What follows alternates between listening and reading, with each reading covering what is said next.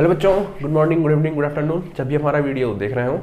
और आज हम इलेक्ट्रोकेमिस्ट्री का एक नया लेक्चर लेकर आए हैं जिसमें आपको हम इलेक्ट्रोड पोटेंशियल पढ़ाएंगे कि इलेक्ट्रोड पोटेंशियल क्या होता है, oxidation potential, standard oxidation potential, reduction potential, standard reduction potential. ये सारे टॉपिक्स ऐसे होते हैं जिनसे बच्चे दूर भागते हैं, ठीक है। अब क्योंकि आपको पहले ये टॉपिक तुम अच्छे से क्लियर करने होंगे कि स्टैंडर्ड रिडक्शन, किसी ने अगर आपसे पूछा कि ये एलिमेंट है, इसका ऑक्सीडेशन पोटेंशियल इतना है, कोई एलिमेंट है उसका रिडक्शन पोटेंशियल इतना है, या उसका स्टैंडर्ड रिडक्शन पोटेंशियल या उसका स्टैंडर्ड ऑक्सीडेशन पोटेंशियल, तो अगर वो आपसे कहता है या आपको पेपर में क्वेश्चंस मिलते हैं तो आप उन टर्म की क्लियरिटी रखिए कि वो क्या कह रहा है, क्योंकि जब तक टर्म की क्लियरिटी नहीं रहेगी आप क्वेश्चंस को प्रोसीड नहीं कर पाएंगे, ठीक। तो आज का जो लेक्चर है वो सबसे ज्यादा इंपॉर्टेंट है आपके न्यूमेरिकल पॉइंट ऑफ व्यू से, क्योंकि आपको आप जस्ट इसी के बाद आपको नर्स इक्वेशन पढ़ना है, ठीक। तो वो पढ़ने के लिए आपको ये वाला टॉपिक एकदम अच्छे से क्लियर होना चाहिए, ठीक। चलिए, इसके पहले वाले लेक्चर में आपने पढ़ा था कि किसी भी आपके पास कोई अगर सेल हो तो अगर उसको सेल को रिप्रेजेंट कैसे करेंगे और उस सेल को हम सेल रिएक्शन के फॉर्म में कैसे लिखेंगे, ठीक है। तो वहां आपको मैंने बताया था, स्टार्टिंग करने से पहले एक क्वेश्चन कर लेते हैं। ये आपके पास एक सेल रिएक्शन दिया है, ठीक, आपके पास सेल रिएक्शन दिया है और इसमें आपसे कह रहा है कि सेल को रिप्रेजेंट करिए। तो रिप्रेजेंट करने के लिए सबसे पहले आप देखिए किसका ऑक्सीडेशन हो रहा है, किसका रिडक्शन हो रहा है।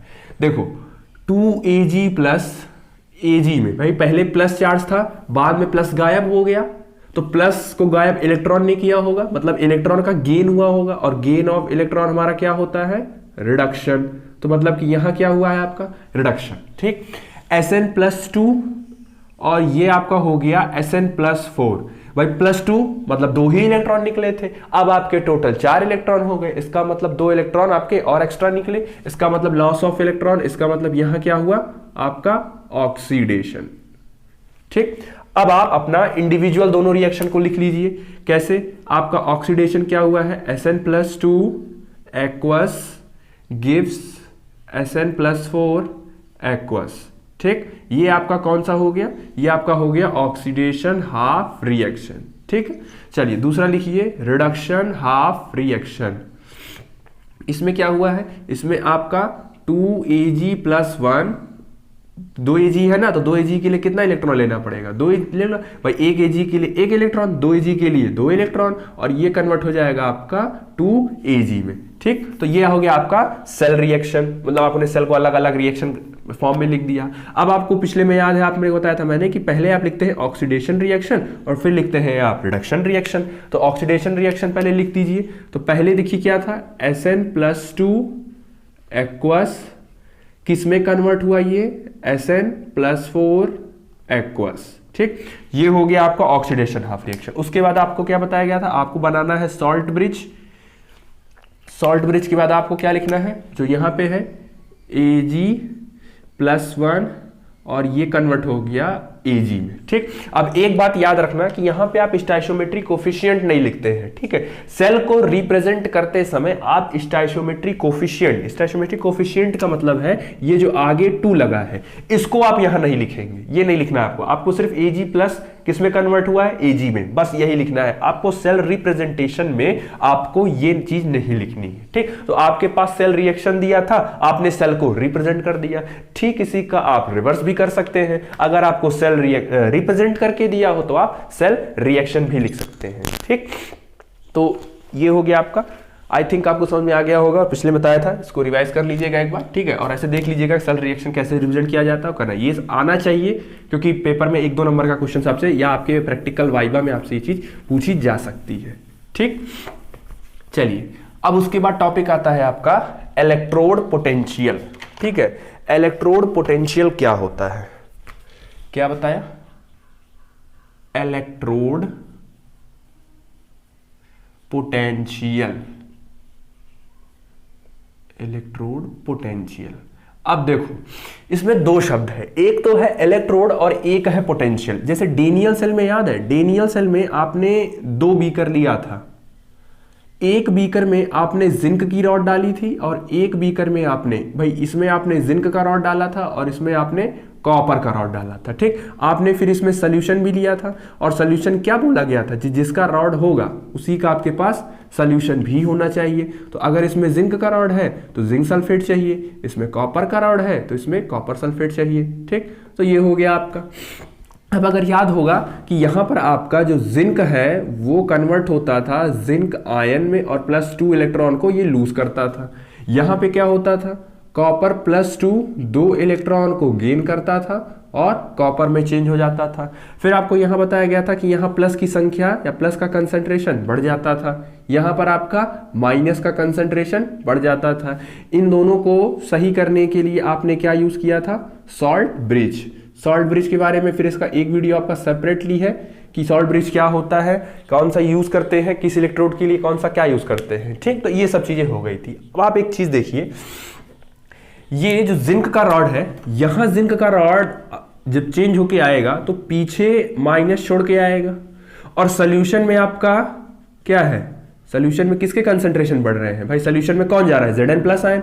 तो सोल्यूशन में तो आपके प्लस प्लस होते जा रहे हैं और आपका रॉड पर माइनस माइनस होता जा रहा है। तो अब बताओ, अकॉर्डिंग टू फिजिक्स प्लस और माइनस के बीच में क्या डेवलप हो जाएगा, क्या प्लस और माइनस के बीच में एक पोटेंशियल नहीं डेवलप होता है भाई। सेल का एक टर्मिनल पॉजिटिव होता है और सेल का दूसरा टर्मिनल आपका निगेटिव होता है, तो पॉजिटिव और निगेटिव के बीच में क्या डेवलप हो जाता है, एक पोटेंशियल। तो भाई देखो, आपका जब जिंक है डेनियल सेल में, आपका जिंक जब इलेक्ट्रॉन लूज करके आता है तो खुद तो वो सोल्यूशन में Zn+2 के फॉर्म में आता है, और आपका जिंक रॉड पे तो वो इलेक्ट्रॉन छोड़ के जाता है। ठीक, तो जिंक रॉड पे तो माइनस माइनस और सोल्यूशन में पूरा प्लस प्लस, तो प्लस और माइनस के बीच में क्या होने लगता है, एक पोटेंशियल डेवलप होने लगता है। ठीक, क्या डेवलप होने लगेगा यहाँ पे आपका एक पोटेंशियल डेवलप। अच्छा ये बताओ कि यहां पर कौन सा प्रोसेस हुआ है, यहां पर ऑक्सीडेशन हुआ है, और इस वाले बीकर में कौन सा प्रोसेस हुआ है, रिडक्शन हुआ है। तो इलेक्ट्रोड पोटेंशियल का मतलब क्या होता है कि जब आपका सॉल्यूशन जो भी रॉड आपका जिस भी सॉल्यूशन में है, रॉड और सॉल्यूशन के बीच में जो पोटेंशियल डिफरेंस डेवलप होता है उसी को हम बोलते हैं इलेक्ट्रोड पोटेंशियल। क्या बताया, रॉड और सॉल्यूशन के बीच में जो पोटेंशियल डेवलप होता है उसी को हम बोलते हैं इलेक्ट्रोड पोटेंशियल। अब आप यहां देखो, तो यहां तो आपका सॉल्यूशन में क्या होता था, यहां पे आपका सॉल्यूशन में माइनस का कंसंट्रेशन बढ़ता जाएगा, क्योंकि आपने पढ़ा था ना इसके पहले, यहां सल्फेट का कंसंट्रेशन बढ़ता है और इस पे किसका कंसंट्रेशन बढ़ता जाएगा, इसका प्लस का बढ़ता जाएगा। तो रॉड पे तो प्लस प्लस, सॉल्यूशन में माइनस, तो प्लस माइनस के बीच में क्या डेवलप हो जाएगा, यहां भी एक पोटेंशियल हो जाएगा। अब अगर एक बात आप ध्यान दीजिए, यहां ऑक्सीडेशन हुआ है, तो यहां जो पोटेंशियल डेवलप होगा उस पोटेंशियल का हमने नाम दे दिया ऑक्सीडेशन पोटेंशियल। ठीक, समझ में आ गया। तो जो प्रोसेस होगा भाई, जिंक का ये पावर था भाई, जिंक और कॉपर दोनों मेटल थे, लेकिन ऑक्सीडेशन जिंक का हुआ, कॉपर ने तो रिडक्शन किया। इसका मतलब जिंक का पावर क्या था करने के लिए, वो ऑक्सीडाइज होना चाहता था। क्यों ऑक्सीडाइज होना चाहता था, क्योंकि उसकी वैल्यू बहुत ज्यादा थी, मतलब या उसकी पोटेंशियल, उसके अंदर की काबिलियत यही थी कि हम ऑक्सीडाइज हो जाएंगे। तो जिंक ऑक्सीडाइज हो गया, मतलब कि उसका ऑक्सीडेशन पोटेंशियल ज्यादा था। सेम काम कॉपर के अंदर, क्योंकि कॉपर के अंदर रिडक्शन का या रिड्यूस होने की टेंडेंसी ज्यादा थी, तो यहां पे जो पोटेंशियल डेवलप होगा उसको हम नाम देते हैं रिडक्शन पोटेंशियल। क्या नाम देते हैं, रिडक्शन पोटेंशियल। ठीक, तो आपको अगर कंसेप्ट आ गया हो, जैसे कि जिंक अपने आप का इलेक्ट्रॉन लूज करना चाहता है, तो लूज करने का ऑक्सीडेशन, और उस समय जो इलेक्ट्रोड और सॉल्यूशन के बीच में जो भी चार्ज आएगा उसको हम ऑक्सीडेशन पोटेंशियल बोलेंगे। सेम काम कॉपर वाले के केस में कॉपर रिडक्शन करना चाहता है, तो वो रिडक्शन मतलब वो रिड्यूस होना चाहता है, तो वहां पे जो पोटेंशियल डेवलप होगा सॉल्यूशन और रॉड के बीच में उसको हम रिडक्शन पोटेंशियल बोलेंगे। ठीक, दैट मींस इलेक्ट्रोड पोटेंशियल जो होता है वो दो चीज से मिलकर बनता है, ऑक्सीडेशन पोटेंशियल और रिडक्शन पोटेंशियल, और ये दोनों बीकर में एक साथ ही होते हैं। ठीक है, मतलब कि इलेक्ट्रोड पोटेंशियल आप कभी सिंगल बीकर का नहीं निकाल पाएंगे, इलेक्ट्रोड पोटेंशियल जब भी निकलेगा वो दोनों साथ ही, अगर कोई ऑक्सीडेशन पोटेंशियल होगा तो दूसरा उसमें जरूर उसका कोई रिडक्शन पोटेंशियल होगा ही होगा। ठीक, तो आई थिंक ये समझ में आ गया होगा कि ऑक्सीडेशन पोटेंशियल क्या होता है, रिडक्शन पोटेंशियल क्या होता है। ठीक, अच्छा अगर इसी सेल को रिप्रेजेंट करने को कहा जाए, ठीक है, देखो इलेक्ट्रोड पोटेंशियल को डिनोट करते हैं ई से, ठीक है, इसको डिनोट करते हैं ई से। अब अगर बोला जाए कि इस इंडिविजुअल सेल को रिप्रेजेंट करो तो आप क्या करेंगे, देखो इलेक्ट्रोड पोटेंशियल तो लिख दिया, यहां पे क्या हुआ है ऑक्सीडेशन, तो आप लिखेंगे कि Zn कन्वर्ट हुआ है Zn+2, और यहां आपको कोई वैल्यू दी है x, इसका मतलब आप देखिए E क्या इसको डिनोट करता है, इलेक्ट्रोड पोटेंशियल को। Zn कन्वर्ट हुआ है Zn+2 में, मतलब यहां क्या हुआ है, ऑक्सीडेशन। तो जो वैल्यू गिवन होगी आपको ये x, वो कौन सी वैल्यू होगी, ये जो x गिवन है ये कौन सी वैल्यू होगी आपको, ऑक्सीडेशन पोटेंशियल गिवन होगी। ठीक है, ऐसे ही जरा इनके लिए चेक करिए। ये हो गया कॉपर +2 किसमें कन्वर्ट हो रहा है, कॉपर में, मतलब इसको लिख सकते हो कॉपर +2 कन्वर्ट इन कॉपर, और इसकी वैल्यू मान लीजिए आपको y दी है। तो देखो यहां पे क्या हो रहा है, कॉपर +2 कॉपर में कन्वर्ट हो रहा है, y, इसका मतलब यहां जो रिडक्शन हुआ, तो जो वैल्यू गिवन होगी आपको यहां, ये जो y आपको वैल्यू गिवन है, ये कौन सी गिवन है आपको, रिडक्शन पोटेंशियल की वैल्यू गिवन है। ठीक, अब एक चीज यहां पे नोटिस करो, पहले आपका न्यूट्रल था, न्यूट्रल से अगर आपका चार्ज हुआ मतलब कि वहां ऑक्सीडेशन हुआ होगा, और वो आपका ऑक्सीडेशन पोटेंशियल है। यहां देखो पहले चार्ज था और बाद में न्यूट्रल हो गया। तो अगर जिनको समझ में आया है अच्छी बात है, जिनको समझ में नहीं आया है वो ये याद कर ले कि न्यूट्रल से अगर चार्ज हुआ है मतलब इलेक्ट्रॉन का लूज हुआ होगा, तो न्यूट्रल से चार्ज का मतलब हो गया कि इलेक्ट्रॉन का लूज और वो ऑक्सीडेशन पोटेंशियल, क्योंकि ऑक्सीडेशन हुआ होगा। यहां पे चार्ज से न्यूट्रल हुआ है मतलब कि इलेक्ट्रॉन लेके रिडक्शन किया होगा, तो जो वैल्यू गिवन होगी वो आपको रिडक्शन पोटेंशियल की गिवन होगी। ठीक, तो आई थिंक ये समझ में आ गया होगा कि इलेक्ट्रोड पोटेंशियल क्या होता है। सोल्यूशन और रॉड के बीच में जो पोटेंशियल डेवलप होता है that is called electrode potential. इसको डिनोट करते हैं कैपिटल ई से। दो तरीके का होता है, ऑक्सीडेशन पोटेंशियल और रिडक्शन पोटेंशियल। ठीक, ऑक्सीडेशन पोटेंशियल अगर आप लिखते हैं तो एक बीकर में आपका ऑक्सीडेशन वाली घटना हो रही होगी, अगर आप रिडक्शन पोटेंशियल लिखते हैं तो किसी एक बीकर में आपका रिडक्शन का प्रोसेस हो रहा होगा। बाकी आपको कैसे रिप्रेजेंट करना है वो मैंने दिखा दिया कि ये ऐसे x होगा और ये इसकी वैल्यू पर्टिकुलर y होगी। ठीक, चलिए ये हो गया। अब मान लीजिए इसी में आपसे ऐसे जनरली मान लो अगर किसी ने आपसे पूछा और आपसे कहा कि बताओ यहाँ पे क्या हो रहा है, जैसे मान लो ये आपको E, ये आपको दिया है A+2 और यहाँ पे आपको कोई वैल्यू गिवन है, मान लीजिए एग्जांपल के तौर पे 2, और ये एक वैल्यू गिवन है आपको E B+2 और ये कन्वर्ट हो गया B और इसकी वैल्यू दी है आपको 3। अब इसमें आपसे पूछा कि कौन से किसकी वैल्यू दी है, तो जरा ध्यान दो, A से A+ गया है मतलब कि इलेक्ट्रॉन का लूज हुआ होगा, लूज हुआ होगा मतलब यहां क्या हुआ होगा, ऑक्सीडेशन। तो जो वैल्यू गिवन होगी आपको ऑक्सीडेशन पोटेंशियल गिवन होगी। यहां देखो चार्ज से न्यूट्रल मतलब इलेक्ट्रॉन गेन करके न्यूट्रल हुआ होगा, मतलब यहां रिडक्शन हुआ होगा, तो जो वैल्यू गिवन है वो आपको रिडक्शन। तो आप यहां देखेंगे, यहां आप देख लीजिए कि यहां कौन सी घटना हुई है, जो भी घटना यहां हुई होगी उसी के बेस पे आप आगे जज कर दीजिएगा। ऑक्सीडेशन हुई होगी तो ऑक्सीडेशन पोटेंशियल, रिडक्शन हुई होगी तो रिडक्शन पोटेंशियल। ठीक, चलिए तो ये हो गया ऑक्सीडेशन पोटेंशियल और रिडक्शन पोटेंशियल।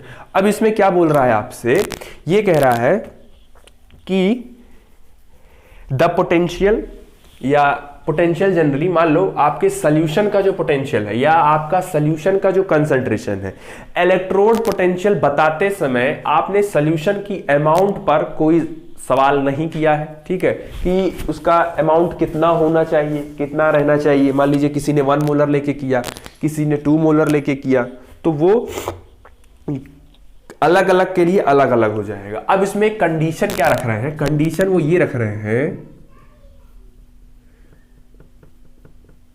कंडीशन वो ये रख रहे हैं कि अगर आपके सॉल्यूशन का जो कंसंट्रेशन है अगर वो 1 मोलर हो जाता है और जो प्रेशर है, जो आप प्रेशर रख रहे हैं वो 1 बार हो जाता है और आपका जो टेम्परेचर है वो आपका 298 kelvin, that means 25 degree Celsius आपका रूम टेम्परेचर, अगर ये आप रख ले जाते हैं तो आपका इलेक्ट्रोड पोटेंशियल कन्वर्ट हो जाएगा या उसका नाम हो जाएगा स्टैंडर्ड इलेक्ट्रोड पोटेंशियल। ठीक है, अब स्टैंडर्ड क्यों बोला, स्टैंडर्ड का मतलब होता है चीजें फिक्स होती हैं। तो आप जब इलेक्ट्रोड पोटेंशियल बता रहे थे तो आपने ना तो टेम्परेचर बताया कितना रखना है, ना ही आपने प्रेशर बताया कितना रखना है, ना ही आपने सॉल्यूशन का कंसंट्रेशन बताया। नॉर्मली आपने एक्सपेरिमेंट बीकर में किया, आपने देखा कि पोटेंशियल एक आयन डेवलप हो गया और उसी को आपने इलेक्ट्रोड पोटेंशियल बोल दिया। लेकिन अगर आपको कंडीशन दे दे कि नहीं सॉल्यूशन को 1 मोलर रखो, प्रेशर को 1 बार रखो और टेम्परेचर को 25 डिग्री सेल्सियस रखो। इस कंडीशन पे जब आप रखेंगे तो आपका इलेक्ट्रोड पोटेंशियल एक स्टैंडर्ड हो गया, एक वैल्यू उसके पास आ गई, एक फिक्स वैल्यू पे, एक फिक्स कंडीशन पे आपने वैल्यू निकाली है, तो इसीलिए उसको हम क्या नाम देते हैं, स्टैंडर्ड इलेक्ट्रोड पोटेंशियल। ठीक, और इसको रिप्रेजेंट करने का तरीका होता है E और उसके ऊपर नॉट। ठीक, तो अगर आपके पास कहीं सिर्फ E लिखा है दैट मींस वो आपको इलेक्ट्रोड पोटेंशियल गिवन है, और अगर कहीं आपके ऊपर E नॉट लिखा है दैट मींस वो आपको स्टैंडर्ड इलेक्ट्रोड पोटेंशियल गिवन है। ठीक है, तो ये समझ में आ गया होगा कि स्टैंडर्ड इलेक्ट्रोड पोटेंशियल और रिडक्शन पोटेंशियल क्या होता है। ठीक है, अब इसी को अगर हम दोनों को एक साथ समझाएं तो कैसे समझाएंगे, देखिए जैसे यही जिंक वाला एग्जांपल ले ले जो मैंने लिया था अभी को, क्योंकि डेनियल सल आपने पढ़ा है। जैसे क्या बताया कि जिंक आपका कन्वर्ट हुआ है Zn+2 और 2 इलेक्ट्रॉन में, और यहां आपका कॉपर +2 2 इलेक्ट्रॉन लेके कॉपर में। ठीक, यहां क्या हुआ है आपका रिडक्शन हाफ रिएक्शन, और यहां क्या हुआ है आपका ऑक्सीडेशन हाफ रिएक्शन। ठीक, अब इसका आपको रिप्रेजेंट करना है, तो मान लीजिए आपने सिर्फ इलेक्ट्रोड पोटेंशियल रिप्रेजेंट किया, तो आप लिखेंगे Zn कन्वर्ट हो गया Zn+2 पे, इसकी वैल्यू थी x। ठीक, ऐसे ही यहां रिप्रेजेंट करना है, तो E कॉपर +2 कन्वर्ट हो गया कॉपर में और इसकी वैल्यू है y। तो ये जो आपने लिखा है, ये आपने लिखा है इलेक्ट्रोड पोटेंशियल, या ये आपने लिखा है ऑक्सीडेशन पोटेंशियल, और ये आपने लिखा है रिडक्शन पोटेंशियल। ठीक, इसी चीज को कैसे, मान लीजिए अगर यही चीज ऐसे लिखी हो E नॉट Zn+2 और यहां आपको वैल्यू गिवन हो x, सेम काम E कॉपर +2 कॉपर में चेंज हो रहा है y में, तो अब ये आपको ऑक्सीडेशन पोटेंशियल नहीं गिवन है क्योंकि आपके ऊपर नॉट लग गया है, तो अब ये क्या होगा, क्लियर हो गया होगा ना, ये कौन सी वैल्यू होगी, स्टैंडर्ड ऑक्सीडेशन पोटेंशियल, क्योंकि ये एक स्टैंडर्ड कंडीशन पे निकाली गई होगी, और ये हो गया आपका एक स्टैंडर्ड रिडक्शन पोटेंशियल। ठीक, तो ये हो गया ऑक्सीडेशन पोटेंशियल, ये हो गया रिडक्शन पोटेंशियल। अब सवाल है कि दो अलग अलग क्यों निकाला गया, तो प्रॉब्लम ये है कि आपसे जब मान लीजिए किसी इलेक्ट्रोड का पावर पूछा जाएगा, जिंक का रॉड है, जैसे ये जिंक का रॉड है, ये कॉपर का रॉड है, अब हम ये पूछ रहे हैं कि इस रॉड का आप इलेक्ट्रोड पोटेंशियल निकालिए। ठीक है, जैसे ये समझ में आ गया ना। अब ये दो अलग अलग की जरूरत क्यों पड़ी उसको देखो कि ये दो अलग अलग क्यों, कैसे आए, कहां है।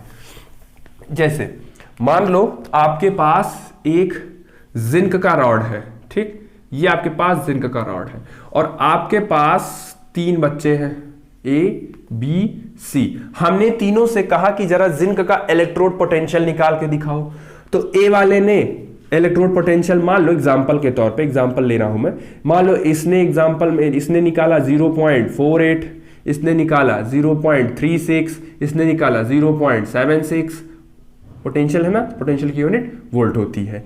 अब जिंक का हम कौन सा पोटेंशियल माने, ए बी, हम गए, हमने तीनों का एक्सपेरिमेंट देखा, तीनों ने जो रास्ता यूज किया था वो एकदम सही था, गलत तो तीनों का नहीं था, तो अब किसका हम इलेक्ट्रोड पोटेंशियल माने कि किसका सही है, हम कैसे कहें कि किसका इलेक्ट्रोड पोटेंशियल सही है या किसका गलत है। तो प्रॉब्लम ये है हमारे पास एग्जैक्ट नहीं है कि हम किसका माने, तरीका तो सब सही था, तो फिर क्या किया, अच्छा ये सही कैसे हुआ तीनों का, सही ऐसे हुआ कि तरीका जो जैसे निकाला जाता है इलेक्ट्रोड पोटेंशियल वो तो वैसे ही निकाले होंगे, तो इसमें तरीका तो नहीं है, लेकिन ये डिफर क्यों हो रहा है, डिफर इसलिए हो रहा है, हो सकता हो इसने कंसंट्रेशन 1 मोलर से कम लिया हो, या 1 मोलर के अलावा कुछ भी लिया हो, इसने 2 मोलर ले लिया हो, इसने 2.5 मोलर ले लिया हो, इसने टेम्परेचर, मतलब तीनों का कंसंट्रेशन अलग हो सकता है, तीनों का प्रेशर अलग हो सकता है, तीनों का टेम्परेचर अलग हो सकता है, तो हो सकता हो कि तीनों ने अलग अलग कंसंट्रेशन, अलग अलग टेम्परेचर, अलग अलग प्रेशर पे निकाल लिया हो, तो वैल्यू ऊपर नीचे हो जाएगी। लेकिन अगर हम आपसे कहें कि आपको जिंक का इलेक्ट्रोड पोटेंशियल निकालना है, तो आप पहले उसका सॉल्यूशन का कंसंट्रेशन 1 मोलर रखिए, टेम्परेचर आप कांस्टेंट रखिए, और प्रेशर आपको 1 बार। अब मैंने कहा, तीनों से मैंने कहा कि देखो तुमको जो कंसंट्रेशन है वो 1 मोलर रखनी है, टेम्परेचर जो है तुमको रूम टेम्परेचर रखना है, और जो प्रेशर रखना है वो 1 बार रखना है। ये 3 कंडीशन तीनों लोग रखो, और उसके बाद निकालो कि कितना आएगा, और उसके बाद जब तीनों ने निकाला तो तीनों की वैल्यू एग्जैक्ट सेम आ गई। इसका मतलब कि ये चीजें स्टैंडर्ड आपने फिक्स कर दी सेकंड टाइम में, तो तीनों की वैल्यू सेम हो गई। जब पहले फिक्स नहीं किए थे तो तीनों की अलग अलग वैल्यू, क्योंकि हो सकता हो किसी ने 2 मोलर पे निकाला हो, किसी और टेम्परेचर पे, किसी और बार पे। ठीक, तो इसीलिए हमको स्टैंडर्ड की जरूरत पड़ी, क्योंकि स्टैंडर्ड आपको एक फिक्स्ड वैल्यू देता है।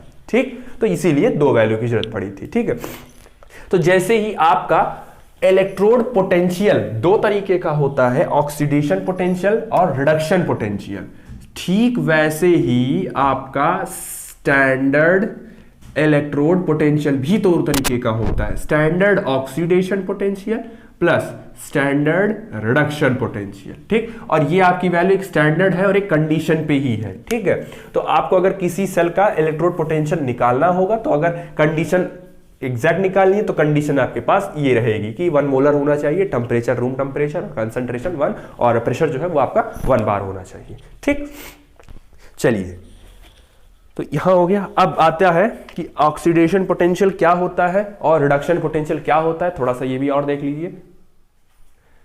चलिए नेक्स्ट है आपका ऑक्सीडेशन पोटेंशियल और रिडक्शन पोटेंशियल, एक बार देख लो। और ऑक्सीडेशन पोटेंशियल का मतलब होता है टेंडेंसी टू गेट ऑक्सीडाइज, उस मेटल की टेंडेंसी कि हम ऑक्सीडाइज हो जाए, अपने अंदर से इलेक्ट्रॉन को निकाल दें, उसकी इसी प्रॉपर्टी या इसी टेंडेंसी को हम ऑक्सीडेशन पोटेंशियल बोलते हैं। Same reduction potential, tendency to get reduce, उसकी रिड्यूस होने की प्रॉपर्टी कि हम अपना इलेक्ट्रॉन गेन करके न्यूट्रल में चेंज हो जाए, तो उसकी इस प्रॉपर्टी को हम रिडक्शन, मतलब अगर ऑक्सीडाइज हो रहा है तो ऑक्सीडेशन पोटेंशियल, रिड्यूस हो रहा होगा तो रिडक्शन पोटेंशियल। ठीक, अब क्या बोल रहा है ये देखो, greater the oxidation potential greater will the tendency to get oxidise. ये कह रहा है ऑक्सीडेशन पोटेंशियल की वैल्यू जितना ज्यादा होगी, वैल्यू ज्यादा होने का मतलब है कि हमको ऑक्सीडाइज होना है, इसीलिए उसने अपनी वैल्यू ज्यादा रखी है। तो जितना ज्यादा ऑक्सीडेशन पोटेंशियल की वैल्यू होगी उतना ही वो ऑक्सीडाइज होना चाहेगा। रिडक्शन पोटेंशियल की वैल्यू जितनी ज्यादा होगी वो उतना ही रिड्यूस होना चाहेगा। ठीक, इसका मतलब जब जिंक का और कॉपर का निकाला गया होगा तो हो सकता हो कॉपर का जो इलेक्ट्रोड पोटेंशियल है वो मान लो एग्जांपल के तौर पे वो आया होगा 0.76 वोल्ट, और जब इसका आया होगा तो मतलब दोनों का मान लीजिए दोनों का ऑक्सीडेशन पोटेंशियल ही निकाला गया होगा, क्योंकि दोनों मेटल है ना, मेटल है तो दोनों इलेक्ट्रॉन को लूज कर सकते हैं, तो इंडिविजुअली निकाला गया होगा, और इसका मान लो आया होगा 0.46। ठीक, अब ये हुआ कि मैंने जस्ट एग्जांपल लिया है, अभी वैल्यू फिक्स नहीं रखी, मैं एग्जांपल लिया है। ऐसा किए कि साइंटिस्ट ने एक बार जिंक का ऑक्सीडेशन पोटेंशियल निकाला, क्योंकि मेटल है तो इलेक्ट्रॉन तो लूज करेगा ही, कॉपर भी आपका मेटल है तो इलेक्ट्रॉन लूज करेगा ही करेगा। ठीक, तो हमने दोनों का ऑक्सीडेशन पोटेंशियल निकाला। अब देखा कि ऑक्सीडेशन पोटेंशियल की वैल्यू तो जिंक की ज्यादा है, तो जिसकी वैल्यू ज्यादा होगी मतलब कि वो उसकी टेंडेंसी ऑक्सीडाइज होने की है तो वो ऑक्सीडाइज हो जाएगा, इसकी नहीं है तो बेचारा ये रिड्यूस हो जाएगा। हो सकता हो बाद में फिर हमने रिडक्शन पोटेंशियल की वैल्यू भी निकाली हो, चेक कर लें एक बार, तो हो सकता हो साइंटिस्ट ने इन दोनों का रिडक्शन पोटेंशियल निकाला हो, तो रिडक्शन पोटेंशियल में हो सकता हो वैल्यू चेंज हो गई हो, कुछ कॉपर की ज्यादा आ गई हो। अब जैसे आगे अभी बताएंगे आपको कि ये 0.76 हो जाता है और ये 0.46 हो जाता है। ठीक है, मतलब कि आगे एक्सपेरिमेंटली बताएंगे कि ऑक्सीडेशन की वैल्यू और रिडक्शन की वैल्यू सेम होती है। ठीक है, अब बताओ दोनों में से कौन सी वैल्यू बड़ी है, -0.76 की -0.46? तो -0.46 बड़ी हो गई, मतलब इसका रिडक्शन पोटेंशियल ज्यादा हो गया, इसीलिए कॉपर आपका रिड्यूस करना स्टार्ट कर देता है। ठीक है, तो क्या है कि हम जब भी किसी भी एलिमेंट को ये दिखाते हैं कि ये वाला ऑक्सीडेशन ही क्यों कर रहा है, ये वाला रिडक्शन ही क्यों कर रहा है, वो इसलिए जो ऑक्सीडेशन कर रहा होता है उसकी ऑक्सीडेशन की पोटेंशियल की वैल्यू बहुत हाई होती है, जो रिडक्शन कर रहा होता है उसके रिडक्शन पोटेंशियल की वैल्यू बहुत हाई होती है, इसीलिए वो ऑक्सीडेशन करता है और वो रिडक्शन करता है। ठीक, तो ये हो गया आपका ऑक्सीडेशन। ये बात याद रखना कि जितनी ज्यादा वैल्यू होगी उतना ज्यादा जिसकी भी ऑक्सीडेशन की ज्यादा तो ऑक्सीडेशन पोटेंशियल वो ऑक्सीडाइज करेगा वो, और अगर रिडक्शन की वैल्यू ज्यादा तो वो रिड्यूस करेगा खुद को और रिडक्शन करने लगेगा वहां। ठीक, तो ये बात आप दोनों याद रखिएगा। ठीक, चलिए अब कुछ फैक्टर हैं जो इलेक्ट्रोड पोटेंशियल को इफेक्ट कर सकते हैं। ठीक है, फैक्टर वो कौन से फैक्टर हैं, फैक्टर अफेक्ट इलेक्ट्रोड पोटेंशियल। अच्छा, एक तो अभी देख लिए होंगे कंसंट्रेशन, इसको तो समझाने की जरूरत ही नहीं पड़ी है, अभी कुछ देर एग्जांपल दिया था ना, ABC जब तीनों ने एक्सपेरिमेंट किया था तो उनका इलेक्ट्रोड पोटेंशियल क्या था, कुछ अलग अलग आया था भाई, किसी ने 2 मोलर पे लिया, किसी ने 3 मोलर पे लिया, किसी ने 4 मोलर पे लिया, तो अलग अलग कंसंट्रेशन पे करोगे तो इलेक्ट्रोड पोटेंशियल की वैल्यू भी तो अलग अलग आएगी। जब हमने इलेक्ट्रोड पोटेंशियल कहा, जब हमने कंसंट्रेशन कहा कि नहीं 1 मोलर लो तो देखो सबकी वैल्यू सेम आ गई थी, और जब हमने कुछ नहीं बोला तो सबने अलग अलग कंसंट्रेशन लिया और उस पर सबकी अलग अलग वैल्यू आ गई। तो इसका मतलब कि इलेक्ट्रोड पोटेंशियल कंसंट्रेशन रिडक्शन पर डिपेंड करता है, ठीक। और दूसरा क्या था? दूसरा टेम्परेचर भी क्लियर होगा। स्टैंडर्ड वाले में टेम्परेचर फिक्स कर दिया था ना कि रूम टेम्परेचर रहना चाहिए। मान लो किसी ने 20 डिग्री पे लिया, किसी ने 30 डिग्री पे किया, किसी ने 25 पर किया, तो वो भी चेंज हो सकता है। तो मतलब इलेक्ट्रोड पोटेंशियल की वैल्यू टेम्परेचर के चेंज करने से भी चेंज हो जाती है, ठीक। और तीसरा ये है कि आपने मेटल कौन सा लिया है, मतलब आप इन शॉर्ट बोल सकते हैं नेचर, मेटल का नेचर क्या है, आपने कौन सा। भाई अगर आप सोचिए आप जिंक लिए हैं तो वो ऑक्सीडेशन करेगा, आपने कॉपर लिया तो वो रिडक्शन करेगा। अब इसी कॉपर को तुमने हाइड्रोजन के साथ, या मान लीजिए आपने जिंक कॉपर को हटा के आपने कोई और एलिमेंट लगा दिया वहां, तो हो सकता हो किसी कंडीशन में जिंक आपका करने लगे, ठीक है। जैसे क्या हुआ, जिंक और कॉपर का सेल था तो जिंक ऑक्सीडेशन कर रहा था, कॉपर रिडक्शन कर रहा था। जिंक हटा के यहाँ हाइड्रोजन का इलेक्ट्रोड, तो हाइड्रोजन ऑक्सीडेशन करने लगा और कॉपर रिडक्शन करने लगा। तो कौन सा मेटल लिए हो, उसका नेचर क्या है, तो वो उसी अकॉर्डिंग भाई आप मेटल चेंज करेंगे।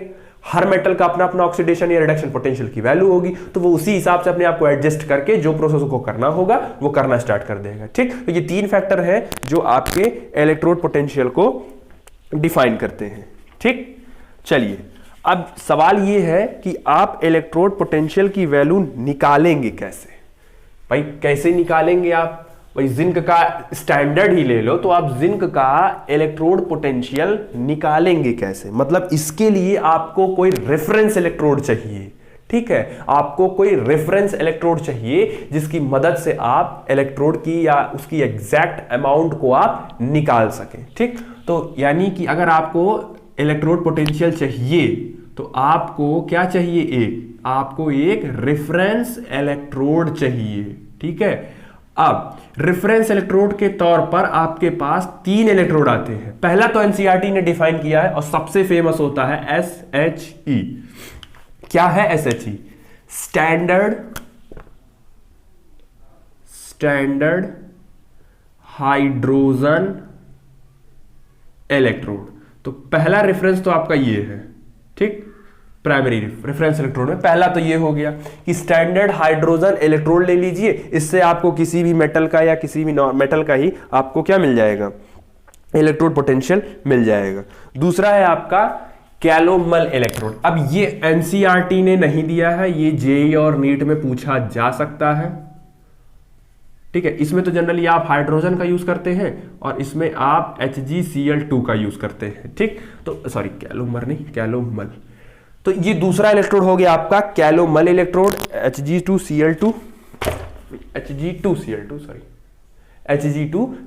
ठीक। तो ये आपका दूसरा हो गया। और तीसरा इलेक्ट्रोड है आपका सिल्वर क्लोराइड इलेक्ट्रोड, ठीक है। क्या है? Silver chloride electrode. तो ये आपका तीसरा इलेक्ट्रोड हो गया। यानी अगर आपको किसी भी मेटल का इलेक्ट्रोड पोटेंशियल चाहिए, दैट मींस आपको उसका ऑक्सीडेशन या रिडक्शन पोटेंशियल चाहिए। अब स्टैंडर्ड ही निकाल लोगे भाई, उसमें तो टेम्परेचर फिक्स रहेगा नहीं, तो आप स्टैंडर्ड ही निकालते हैं, ठीक है।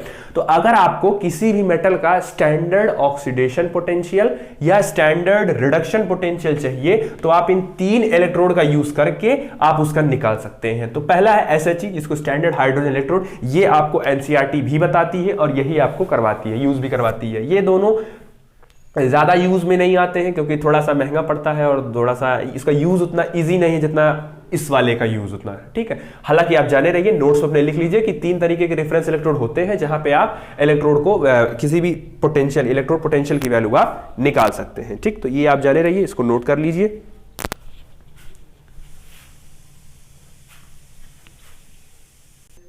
चलिए अब आपने इलेक्ट्रोड पोटेंशियल देख लिया, आपने रिडक्शन पोटेंशियल देख लिया, आपने स्टैंडर्ड इलेक्ट्रोड देख लिया, आपने स्टैंडर्ड रिडक्शन देख लिया, ठीक है। अब सवाल ये है आपके पास कि इलेक्ट्रोड पोटेंशियल तो जल्दी यूज नहीं किया जाता क्योंकि भाई वो वैरी कर जाएगा वैल्यू जो आपकी यूज की जाएगी या तो वो स्टैंडर्ड ऑक्सीडेशन पोटेंशियल की या तो वो स्टैंडर्ड रिडक्शन पोटेंशियल की। अब साइंटिस्ट ने क्या किया, साइंटिस्ट ने एक्सपेरिमेंट किया।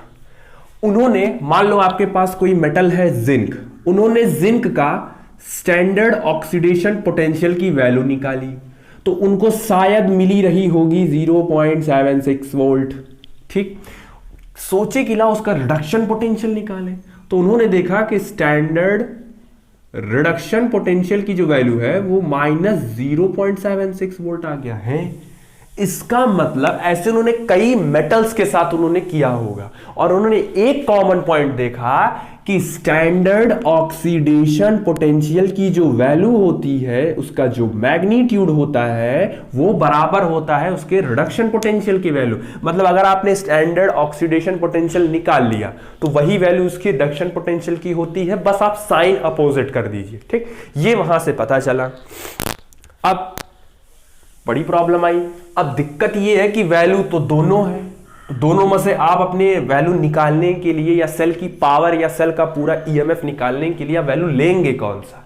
भाई आप ऑक्सीडेशन पोटेंशियल लेंगे कि रिडक्शन पोटेंशियल लेंगे? तो IUPAC ने कहा देखो हम बता देते हैं, आप क्या करिए, आप सीधे सीधे हर बार आपको अपनी क्वेश्चन में किसकी वैल्यू रखनी है? Standard reduction. मतलब आप जब भी अपना न्यूमेरिकल करेंगे आपको उसमें हमेशा उसका क्या रखना है? स्टैंडर्ड रिडक्शन पोटेंशियल, मतलब रिडक्शन पोटेंशियल की ही रखनी है। अब ऐसा नहीं है कि ऑक्सीडेशन नहीं रख सकते हो, रख सकते हो, तो आपको फिर सब उसके अकॉर्डिंग चलना पड़ेगा, कोई चेंज नहीं होगा, सब वही होगा, तो उसके अकॉर्डिंग चलना पड़ेगा। अब क्योंकि एनसीईआरटी ने और किताबों ने रिडक्शन को ही फेवर किया, उन्होंने तो जैसा वो कहते गए आप भी वैसा करिए। ठीक है, तो स्टैंडर्ड ऑक्सीडेशन पोटेंशियल और स्टैंडर्ड रिडक्शन पोटेंशियल दोनों वैल्यू सेम होती है, बस दोनों का साइन क्या होता है? अपोजिट होता हो सकता हो ये प्लस में हो तो ये माइनस में हो, ये माइनस में हो तो वो प्लस में हो, ऐसा ही होगा, बाकी वैल्यू सेम होगी। तो IUPAC ने कहा कि जब भी आप रिडक्शन करेंगे, जब भी आप न्यूमेरिकल करेंगे तो उसमें आप हमेशा किसको रखिएगा? रिडक्शन पोटेंशियल को ही रखिएगा, उसी की वैल्यू को ही रखना है आपको। ठीक, चलो अब जैसे आपके पास डेनियल सेल था ना, तो डेनियल सेल में क्या होता था? Zn चेंज हो जाता था किसमें? Zn+2 2 इलेक्ट्रॉन में, और कॉपर +2 2 इलेक्ट्रॉन को गेन करके किसमें चेंज होता था? कॉपर में। तो यहां अगर आपको स्टैंडर्ड रिडक्शन पोटेंशियल लिखना हो तो E0 Zn चेंज हुआ है Zn+2 में, इसकी वैल्यू मान लो x आ गई, या यहां पे आपको जो भी दिया है वो स्टैंडर्ड ऑक्सीडेशन पोटेंशियल, ये इसकी वैल्यू दी है। ऐसे इसके लिए लिखिए E0 कॉपर +2 कॉपर, और ये आपको वैल्यू गिवन होंगे स्टैंडर्ड रिडक्शन पोटेंशियल। अब आप बताओ, ये एक हाफ सेल है, ये एक हाफ सेल है, इसका अपना ऑक्सीडेशन पोटेंशियल है, इसका एक अपना ऑक्सीडेशन पोटेंशियल है। अगर दोनों सेल के पोटेंशियल को जोड़ दिया जाए तो क्या पूरे सेल का पोटेंशियल निकल जाएगा? पूरे सेल की पावर निकल जाएगी। जैसे आप बैटरी में लिखते हैं 1.2 वोल्ट वो दे रही है बैटरी।